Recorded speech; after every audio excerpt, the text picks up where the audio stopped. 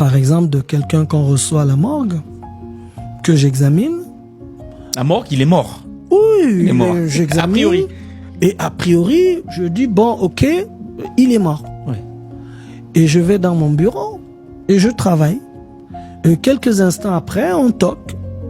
Je vais ouvrir et c'est le décédé qui vient. Quoi? Je vous assure, comme je vous parle. Il s'assied et je me dis, j'ai dû rater mon diagnostic. Non, attendez. Là, c'est trop, là. Est-ce que vous pouvez reprendre? Ah oui, je suis en train de vous dire que j'examine quelqu'un qui est décédé. Oui. Je l'examine, il est décédé. Je sais pas de quoi il est décédé. Oui. Je me dis, bon, ok, on vérifie, j'ai des lividités, c'est-à-dire, il y a des signes qui apparaissent, il est raide, le sang va, il bouge pas. En gros, j'ai quand même un peu de bouteille pour dire qu'il est mort cliniquement. Je dis cliniquement. Et ça peut, depuis combien de temps à peu près? Oh, on est à plus de 6 heures. Plus de 6 heures, je oui, rappelle quand même que pour déclarer quelqu'un de mort, dans notre contexte, c'est 6 heures. 6 heures. Mais c'est une mort subite, hein. On ne sait pas ce qui s'est passé. Oui. Donc on aurait pu penser que c'est un coma. On aurait pu penser. Mais voilà, on a fait ce qu'il fallait. Et je vais dans mon bureau, qui est juste à côté. Et je remplis quelques papiers et j'attends. On doit le mettre au frais et bah, il attend. Et on toque. Je parle vraiment d'un truc de... Et je vais ouvrir. Et il y a un monsieur qui me dit, bonjour, est-ce que je pourrais vous parler? Je me dis, tiens, j'ai vu ce visage quelque part. Donc sur le coup, je me dis, je le connais. Il s'assied et il me dit, voilà, j'ai un message à passer. Est-ce que vous voulez bien m'aider? Je dis, d'accord. Et il se met à me dicter des choses. Vous direz à tel, vous direz à tel, vous direz à tel, vous direz à tel. J'écris. Non, sans blague. Et il me dit merci.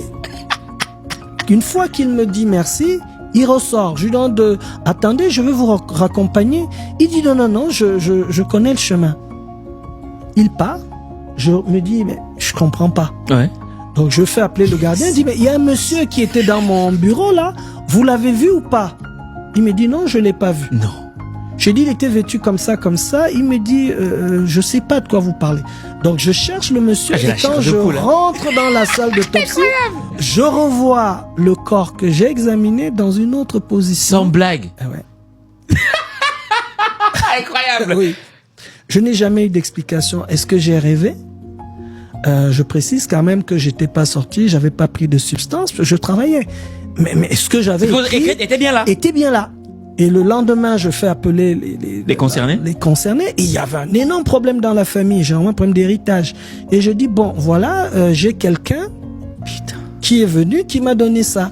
Et il y aura quelqu'un dans la famille, c'est-à-dire sa sœur, qui va confirmer en disant, oui, il m'a dit qu'il vous a parlé.